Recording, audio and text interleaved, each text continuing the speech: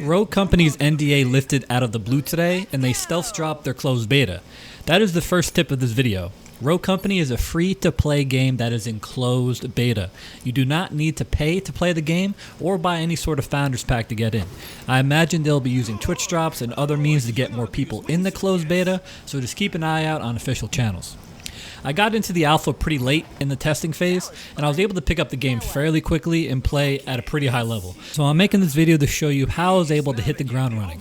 Step 1 is to play this here tutorial. It does a good job of getting you familiar with the controls and isn't too long, so do not skip this before queuing PvP. And unless the onboarding of this game completely changes or there's completely different gameplay systems introduced, this here guide should work all the way through launch and beyond. Alright, so now that you're done with the tutorial, move over to the Rogue menu before you jump into matchmaking just so you can get familiar with the roster and see what your options are.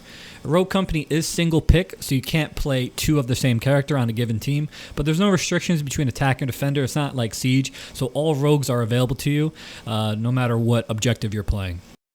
So I recommend just spending a little bit of time in this menu, clicking on rogues to get an idea of what their loadout options are and what their abilities are. Every rogue has an ability and a passive, so you already know from the tutorial Ronin has that ballistic knife that she can throw, kind of acts like a proximity mine / throwable melee. So just take a quick peek at each loadout to get an idea of how they play. And even if you're not really interested in playing a certain rogue, it's a good idea just to take that peek at their loadout just to kind of see what you're going to be up against and how they're going to play when you come across them in matchmaking.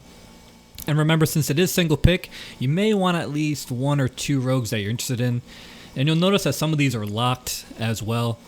That reputation currency up there in the top right, that's something they can earn just by grinding the game. And then you can also just, do it with microtransactions as well.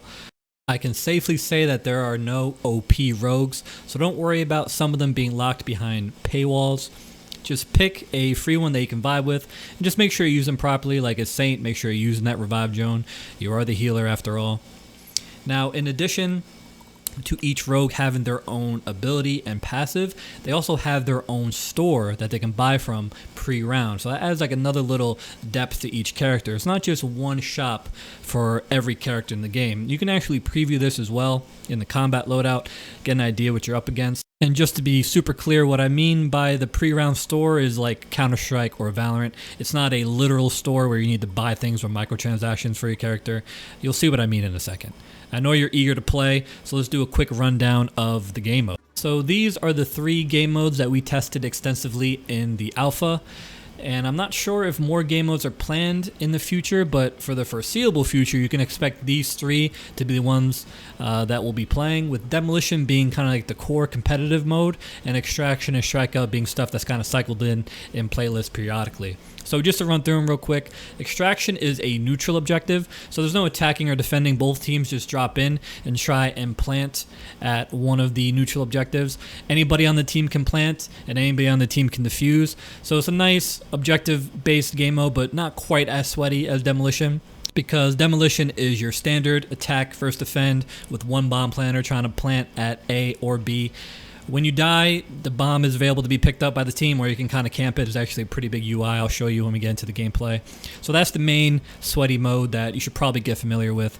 And finally, Strikeout is the only game mode with respawns, but you have a limited amount of tickets, so it's kind of like TDM trying to wipe out the other team's tickets. But there's also a cycling objective that will also reduce the enemy's tickets if your team is able to control it. Lastly, I just want to take a quick look at the queue menu. You can notice that Demolition and Strikeout are the 2 game modes available for PvP right now at time of the closed beta launch. And like I said, you can imagine Strikeout and Extraction being the modes that kind of cycle in and out of the playlist as time goes on. But the good news about Practice Extraction is it lets you play a match against bots. And that's a great way if you want to get even more familiar with the rogue or your controller configurations. Do not shy away from playing against bots just to kind of ease into the gameplay. If you want the PvP fix, but maybe not to jump into the sweaty Demolition right away, Strikeout is an also good alternative, because you'll be able to spawn in and it won't be that 1 life, 1 round type deal of Demolition. Alright, finally, time to get into some gameplay. You're probably like, yo, is this guy even good at the game? He's spending all this time talking about menus and giving all these tips or whatnot. Can he even give tips? He's actually good enough at the game to give tips? Well, the proof is in the pudding, my friends. So time to show you some gameplay. I main Dallas. I'll probably end up making a Dallas guide somewhere down the line, but I want to start with the beginner tips and not character specific. So you'll see here we start with 5,000 off the bat. The only thing available to you in the first round is your secondary. You have to buy your melee, your gadgets, your perks, whatever. After, I like to start with the padded steps, but you can feel free to save your cash for the next round if you're worried about the start, if you want to kind of play a little bit more conservatively. But for me, I like to be aggressive, and the padded steps help me. I think that's kind of the best way to play Dallas, but again, I'll save that for the Dallas guide. So we're going to push A. We're attacking. Again, this is Demolition. You can see the Ronin behind me actually had the bomb, so we're going to push up to A here, and I'm going to pop my ability. And that's going to reveal somebody on the map. Again, I'll save more on that for the Dallas guide. So you see here, we have an opportunity to push up here. Nobody really went to A off the bat. And that person's going to kind of run out. I'm not really sure what they did. I thought they were going to peek back around and shoot us, but I guess they just jumped off. But so I get an opportunity to pick up a quick kill here. And my passive with Dallas actually lets me pop my ability again if I get it down. So another cool thing about being aggressive with Dallas. So we're just posting up at A. I don't have the bomb, and you'll notice that our teammate who had the bomb actually died. So you can see the bomb appears there in the yellow. But it's going to be no big deal because we're going to be able to finish out and just team wipe them anyway. Well done. Easy games, easy life. And we're going to start round 2 with over $12,000. And I always recommend the first thing you do when you get a good stack of cash is buy your primary. That's first and foremost. And I have a little bit left over because we had a good first round. You can see here you have the option between a deadly throwable or a more tactical one. I go with the Incendiary. This is a good way to kind of put pressure on people who are behind cover or to finish off kills. So that way you can deny revives a little bit easier. I don't have the bomb yet, but I'm going to push a different side. You can see those smoke trails off the distance. You can kind of get a general idea of where the enemy team is pushing just by looking at that smoke trail. So don't be scared of looking up here. So you see I'm pushing up. Not going to give you the full play-by-play, but you see he's revealed. He's putting himself in a bad spot. I'm going to be able to pick up that kill real quick and get my ability back. Finish him off with the hip fire. And we see somebody down there. I'm a little hesitant to challenge him. I don't know if they have a sniper or not yet, and I know this area hallway is popular. That's where my reveal went. So I'm kind of trying to pick my moment here. And that's like kind of like another tip too that's kind of goes without saying. Getting familiar with the maps is going to be very important as well. You're not going to have this map sense right off the bat. I've been playing on this map quite a bit, so I kind of know where to push or where to expect enemies to be. And that just comes with time, so don't rush it. It's a process. You'll get more familiar as you spend more time. So there you go. I'm able to get the down and finish him up. A nice 2-0 lead. This is actually a pretty easy game, to be honest. Pretty good for the beginner guide tip, I would imagine. So you see here I have a bunch of cash. Now I have a couple different options. I have a really expensive perk towards the end here, gain additional armor 25, and I feel that's a good purchase, especially since it's 2-0 lead. I had a whole bunch of cash, so getting a really expensive 10k perk in the second round is a good call. But again, like this area starts getting into a preference thing in terms of what perks you want to go to or what you kind of want to invest the most in. So we're going to go in round 3 here. I actually have the bomb. You can see it's on my back. There's actually a special input to plant the bomb when you're there, and you could press down on the directional to ping. You saw that blue ping there. I kind of gave my team a heads up. Even though I wasn't on comms, I was solo queuing here. You can see, so the input is double triangle or double Y if you're using an Xbox controller to take out the bomb from your back, and then R2 to plant it. Or right trigger if you're on Xbox. So I was able to get the bomb plant real quick. We had a nice push to B. The other team may have expected us to favor more eggs. That's where we were. So I'm just gonna kind of post up and make sure we don't let them defuse easily. But it looks like our team should be able to handle it. But I get a little greedy. I run in there thinking I can finish him off. And there is the Saint on my team who uses his drone ability to get a really good revive, a really nice play from the Saint. I owe him one there, saving me from certain death, and they were able to clean him up there. So a good little teamwork. This is a solo queue. I'm not playing with a squad. I don't really even have a squad to play with. So just some solo queue magic happening. You love to see it when Randy's come together. It's people helping people. It's beautiful stuff. So again, I have a lot of cash here, and now you'll notice is that each, or not each, but your primary, your secondary, and your melee and your throwables all have little upgrades, so you can make them even more powerful. So for instance, I bought the upgrade for my primary, which is just like increased damage range, which is a good thing to have for my case. And those upgrades kind of vary depending on what it is. So some of them may be a little redundant, it might not be worth investing, but for me, I like to kind of get my primary leveled up, followed by my throwable. So I'm gonna just keep being aggro here.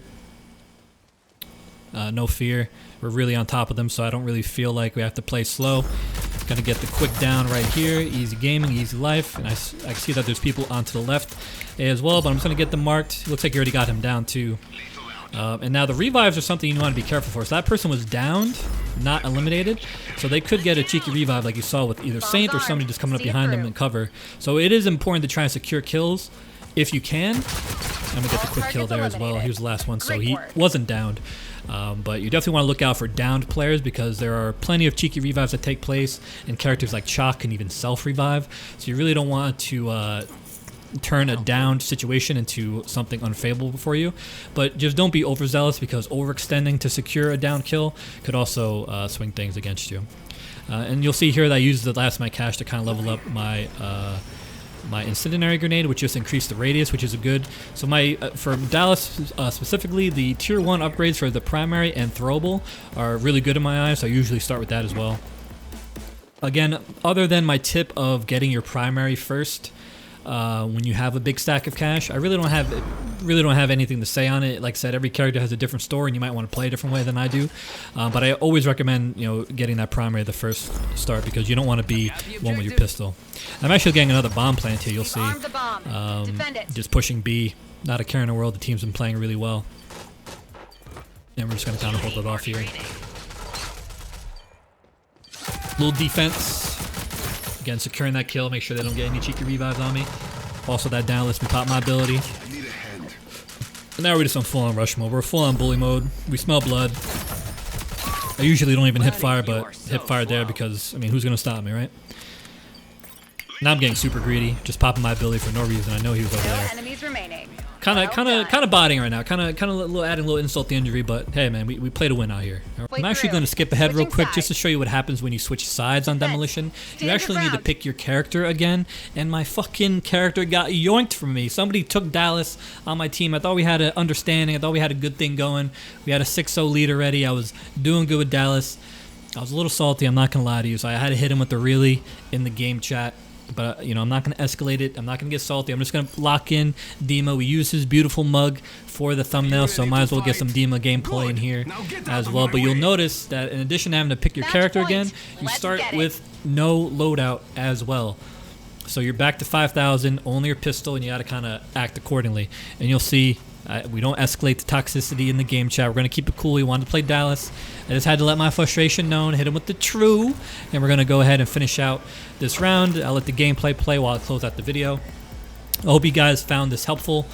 You can expect a lot more Rogue Company coverage on this channel, so feel free to subscribe if you would like some more, and feel free to ask any questions in the comments. I'd be happy to answer it, and you can expect a lot of streams over on twitch.tv/lightboogie as well. I'll leave all the links and info about me in the description if this is your first video with me.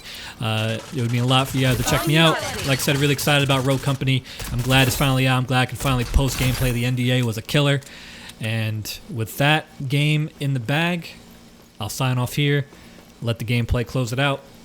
You guys be good out there, be safe, and I'll see you in game. I'm down. No enemies remaining. Well done. I'm good. Let us celebrate victory with a drink, yeah?